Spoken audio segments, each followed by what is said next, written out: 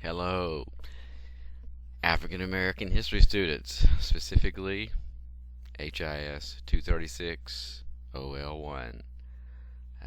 It's a small class, but it obviously is a devoted class because this is going to be a whirlwind of a class. So I'm posting this to give you a walkthrough of how you can succeed in my class and tell you where specific resources are and news and announcements and what I expect from you for this course. So obviously you can see the screen here. Start here. And what's significant about this is it gives you lots of suggestions for succeeding, and so you should try to purview those and take away some significant information. And also, another great resource is the main page, and that's just going to give you some announcements, and it also has your online student guide, your online course dictionary, and various other things. It's a student survival handbook. But for this particular course, what you need to know is, in particular, three specific spaces. Number one is resources. That's where I've already posted an introduction from W.B. Du Bois, one of his texts, and then chapter 12, chapter 13, and some questions and review questions for chapter 13 also. So that's where you can download your chapters for free, so you don't have to buy the textbook. And also, news and announcements. This is where I post videos that covers specific information about what's discussed in the text and gives it a little more oomph. The one thing you need to remember is you have to start at the bottom and work your way up. I know that seems counterintuitive, but it works better that way, and it's consistent throughout the semester. So after you read a bit, and you want to say, what's Reconstruction? What's Southern Redemption? How was Johnson's plan different from the Radical Republicans? You can find it all right here. But I also occasionally post various things that we'll use in our public forums, and you can respond to those. And sometimes they're a bit controversial, which is good. It makes you think. So just remember that. These are the very first themes and chronological moments we're going to deal with. And so that'll get you off to a good start. So remember, main place you need to go, resources, news and announcements. And also, just to give you a good overview of the course, you should obviously look at the syllabus, which I should have had already opened, but more importantly, the course description, because within this class we're going to focus on how America attempts to resolve the Civil War. And obviously it was not done perfectly, but what we are looking at is America's attempt to expand equality to all. And it's important to know the 13th, 14th, and 15th Amendment, but I'm not going to give you a lecture right now about that. But this class is going to travel from the Reconstruction era up to the Civil Rights era. I'm not sure how far we'll get in this short time, but we'll get to where we can get.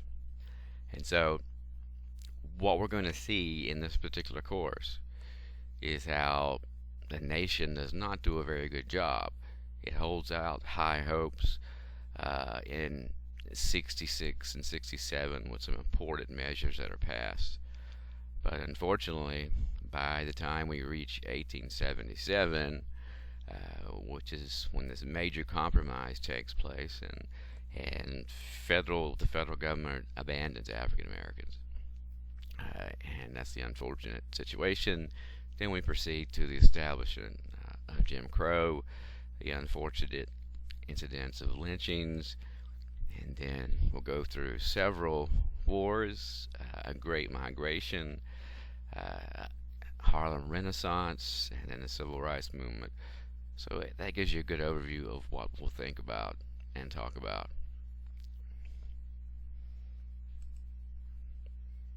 That's lovely. I guess I'm having a Christmas party at my house. Now I know. Sorry about that. I'm human.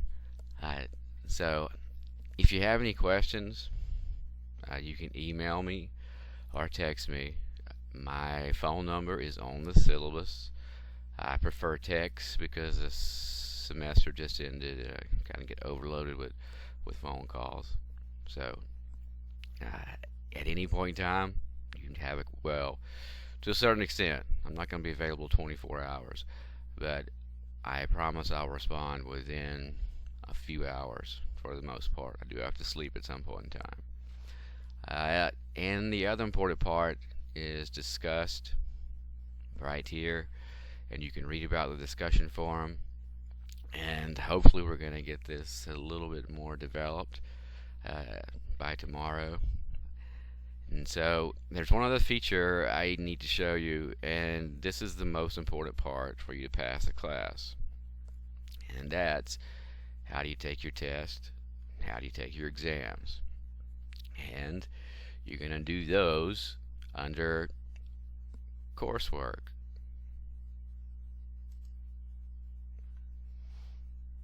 Which we're in week 2 already. So I've already posted your exams. I haven't, excuse me, not your exam. I posted your quizzes, and since we're getting off to a late start, what I've done with your quizzes is they're not going to actually be part of your final grade.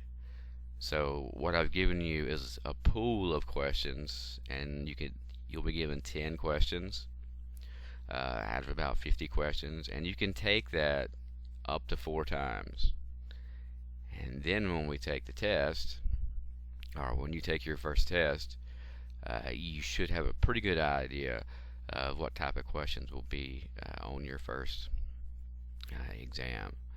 And so don't freak out when I give you this date, but I'm going to I'm hoping y'all all can try the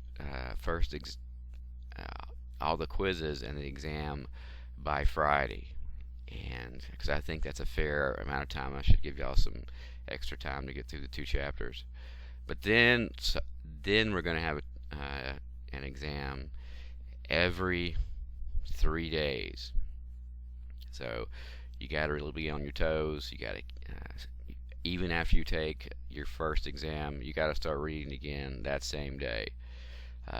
Take all of those quizzes 4 times, and you should succeed on my exams. And generally speaking, my questions have an obvious answer. So if you haven't heard someone's name, or you haven't read someone's name, don't select that. And also look for qualifiers like never, every.